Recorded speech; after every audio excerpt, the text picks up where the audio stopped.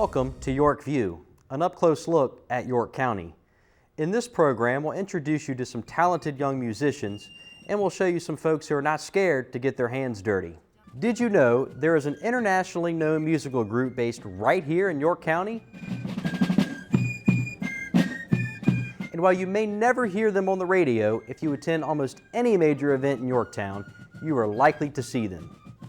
The Fifes and Drums of Yorktown are an all-volunteer organization formed in 1976 during the bicentennial of the American Revolution, and today it has grown to a membership of over 85 youngsters.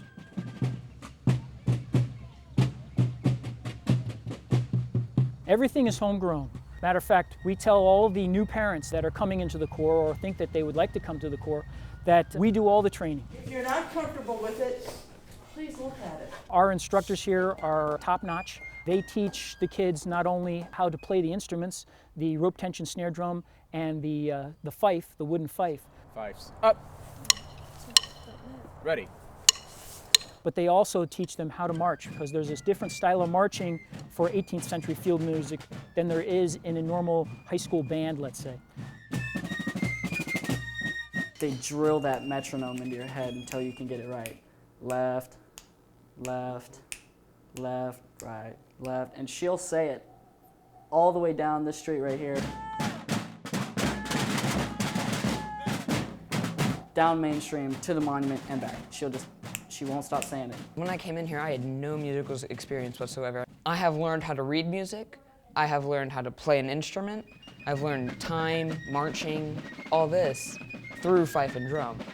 So rhythm is giving me a sense of rhythm that I see every day in my life. And the marching, that's another fun factor about it.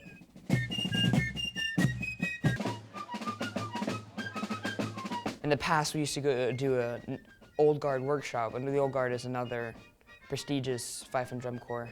They used to have a workshop every year. I went to that. It was a great learning experience.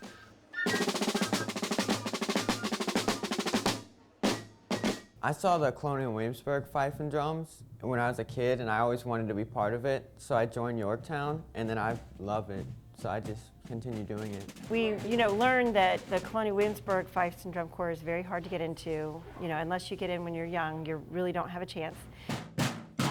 So we basically Googled Fifes and Drums. We really had no idea that this existed, and then found out that it did, and we signed her up.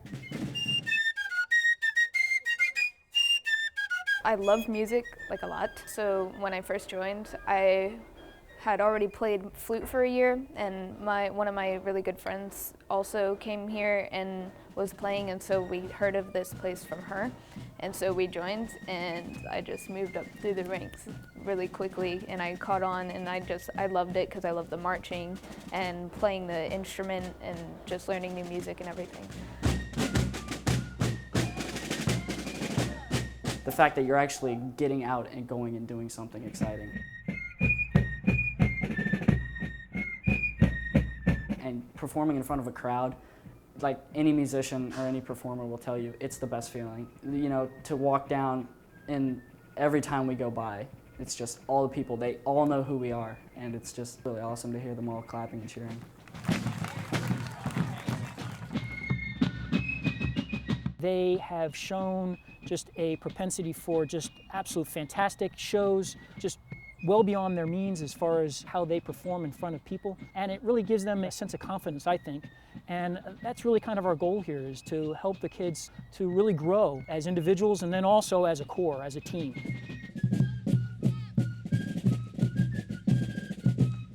It is fun. The music, it makes me feel like I'm a part of history. That I am helping teach people about the past, playing the music, giving them a historical feel of what they used to play during the Revolutionary War.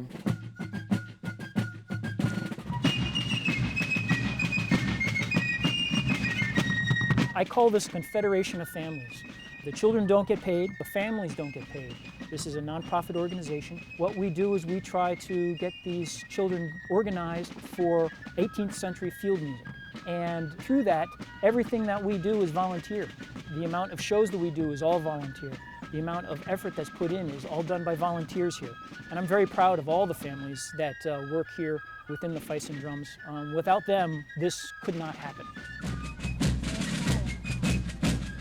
Watching the kids march and the music, it's beautiful, and I never get tired of it. And then the kids, you know, they work hard, but they love it, and they have such pride, and they get to perform, they get to be professional, they get to learn music, they get to travel, they get to, you know, dress up in the period costumes, and they love it so much. The bus rides are kind of long, but that just gives you more time to talk to and, you know, familiarize yourself with the people around you. Take it away, Yorktown. Along with the fact that you're actually getting out and going and doing something exciting. We go to Deep River every year on our summer trip. Every year, they have a jam session at the end of the performances, and you feel a camaraderie-ship between these people because you play the same instrument they do. I mean, you might play different music, but you play the same instrument, the same old instrument that not a lot of people play anymore. They really step it up. Like, you wouldn't think that a group of 10 to 18-year-olds could perform like they do under the conditions that they do, and they impress us every time. People thought that these were adults before they actually were able to actually see faces and see that these were young children.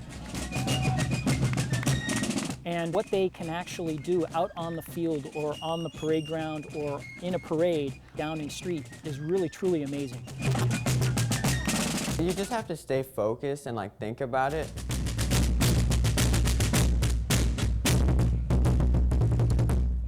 But after a while, you get used to it, and it's like second nature. This stuff is more like they would have used in the Revolutionary War to give out commands, and so they're usually short and simple and able to be repeated over and over again. And they're set up that way.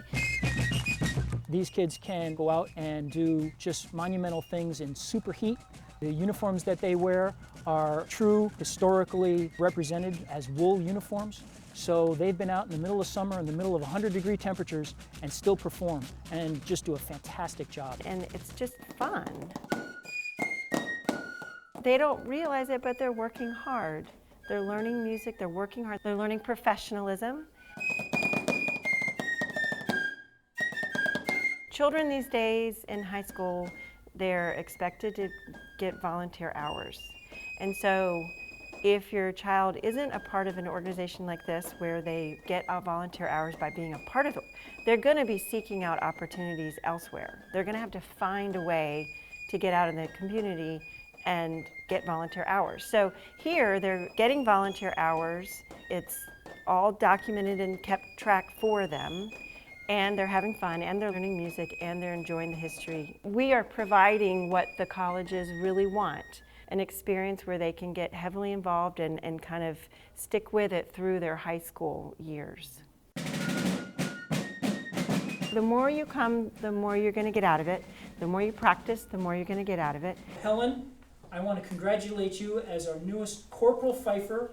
You have to come if you want to be able to get promoted up through the ranks.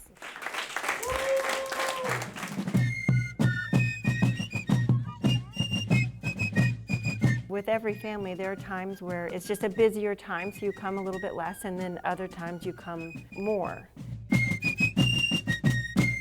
The Fifes and Drums would like to thank the Virginia Commission for the Arts, the York County Art Commission, the York County Tourism Board, and private and civic donors for all their funds and support for the Fifes and Drums of Yorktown. I think that throughout the years, the Corps has just grown and matured.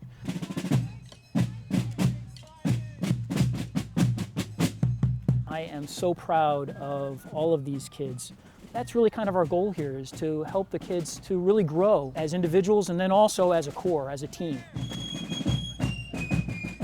Because it's not just one person, it's not one fifer, one drummer. It takes the entire corps, it takes all the kids and all the team members to really make up the corps.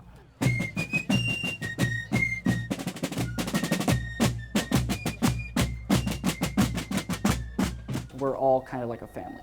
We all know each other, we all care about each other. We're a pretty tight-knit group. The Fifes and Drums of Yorktown have performed at Camden Yards in Baltimore, the Statue of Liberty, and at the Eiffel Tower in Paris. For more information, call 898-9418 or visit the website shown on your screen.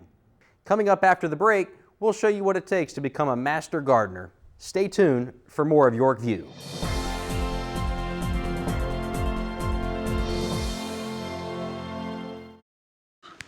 Look at me. Hey. Raymond, look at Mommy. Maybe the light hurts his eyes. Maybe she's just not hungry. Maybe he can't hear us. Maybe we're not stimulating him enough. Maybe it's a phase.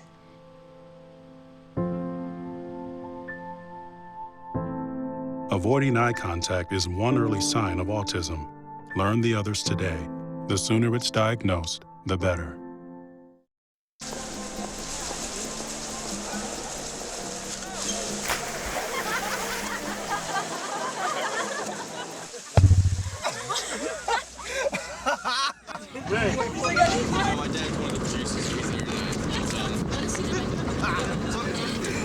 Bring this sweet.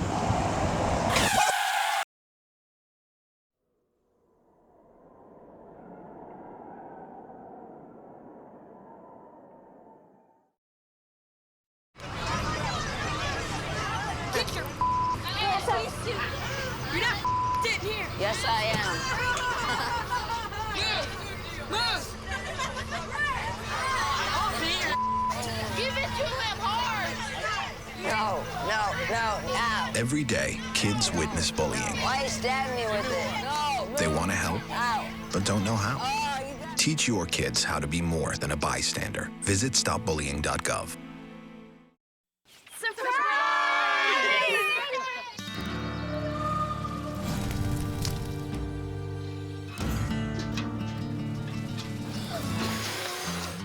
Preventing wildfires. That's all Smokey wants for his 70th birthday.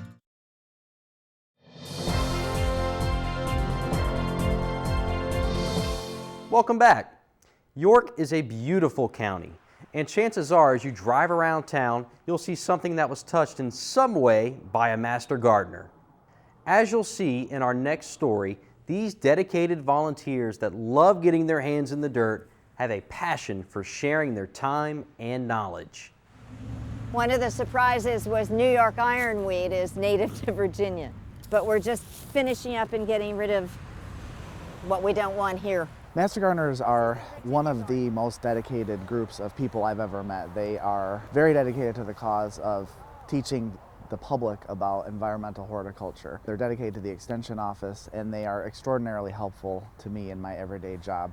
Really, without the master gardeners, we wouldn't be able to put on the events that we put on in the county and in the city of Pocosin, just because they're our workforce. To become a master gardener, we do have an application and an interview process because they're very important volunteers for Extension.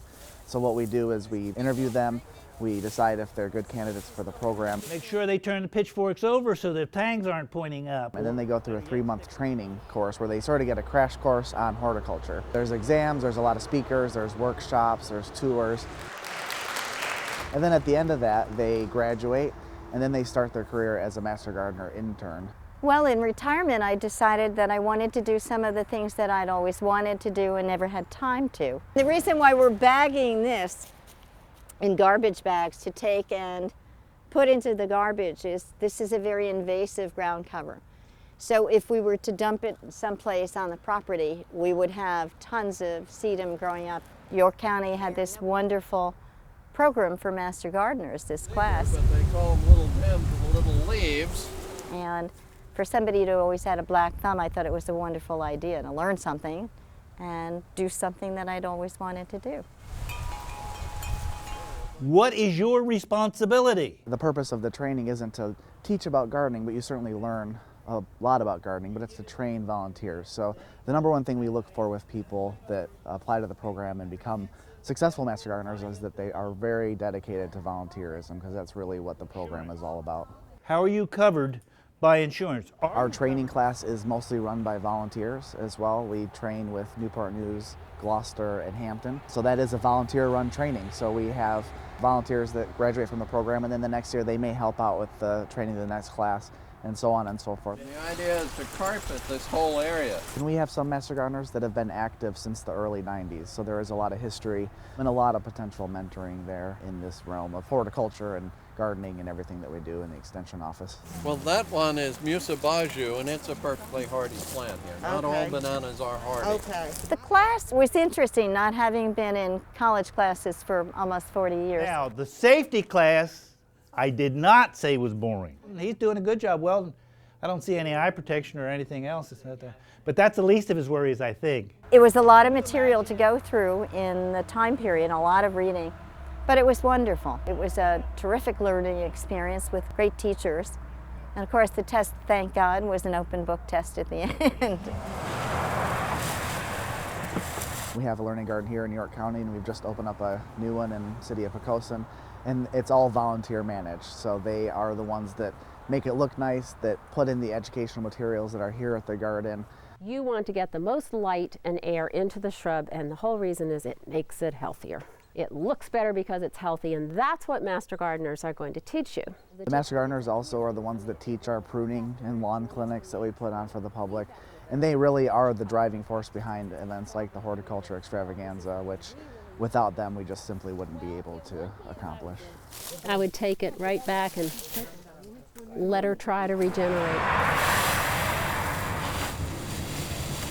I've been a Master Gardener since 1987. It was not the first class. There were 1 or 2 classes prior to my class. And I've enjoyed being a Master Gardener ever since. The people are great because anyone who talks to plants is a pleasant person. We have a new learning garden now in Poquoson. It's sunny. So there we're able to grow vegetables and plant flowering plants. While here it's so shady, we have a difficult time doing that. We have very limited sunshine here. Well, I think it's the commitment that I see in the whole group of people. This particular group is phenomenal. There are people here who've been Master Gardeners for probably 25 years, and their knowledge is phenomenal. And they share it so happily. Master Gardeners are incredibly important to the county. Our extension office is the smallest extension office in the state. We have 2 staff full-time and 1 extension agent who is me. And without the Master Gardeners, we just wouldn't be able to do the things that we do. The Master Gardeners give about 10,000 hours as a group per year of volunteer time to the locality, and that's just incredible an amount of dollars that is equivalent to. You just can't have a better group of people. Have you got the time? The first thing I did was to run the York County Rehab's flower arranging class for the seniors, and I loved that. I did that the first year I was a Master Gardener, and they require 50 hours of volunteer service back in the first year. I think I probably gave about 150 that year just with that program. We help the residents make little flower arrangements, and then we make enough of them that every resident in the convalescent center gets a little flower arrangement. The Master Gardeners are really supporting the Extension office, and the Extension office has a lot of things that we can offer to the public. One of the things that a lot of people don't know about is that we do offer free plant diagnostics for plants that have issues. We can send samples up to tech, and that is a free service. We have insect identification, we have soil sampling, we can help you with that. I feel I'm doing something that's worthwhile, and when people come to the plant sale, some people have no clue on what this tree is going to grow into. You know, it's in a little pot like this, and then we tell them, well, it's going to be yay high, you know, as tall as this building over here. The funds we raise at our plant sale every year, we put back into the garden itself. We had the shed built that we use, the equipment in our shed. We provide all those things ourselves. The county has not needed to provide anything to the Master Gardener program other than the property itself, but we're sort of self-maintained. We paid for this kiosk to be built. That happened about 3 years ago. On the back of it is a memorial with a plaque for each Master Gardener who has passed away in the year that they took the classes. Mostly I come back because it's fun and it's worthwhile. We do, I think, a great job of letting the public know what we can do in our own gardens or in our environment. I just think it's a good thing. When somebody told me a weed is anything you don't want growing in a particular place in your garden, it was much easier to pull something. Getting your hands dirty, getting it into the dirt, getting back to nature. So many of us these days don't really have a chance to do that, especially if you've been in the corporate world for years. So I think it's a fabulous thing to do in retirement, and it's fun. It's totally therapeutic. I mean, all you have to do is walk through the learning garden here. I got here this morning and I was the first person here, and just walking through this is so peaceful. It's almost spiritual. I mean, to be out in nature and to have a reason to get out and do it once a week is great. Master gardeners are a vital resource for the county. They teach classes, answer horticultural inquiries, and even present programs and diagnose plant diseases. If you would like more information, call Cooperative Extension at 890-4940 or visit the website shown on your screen. And that's all for this episode of York View. Hopefully you have found the program to be both informative and entertaining. And remember, you can tune into WYCG TV for all the latest York County news, information, and entertainment. Thanks for watching. I'm Chad Edmondson.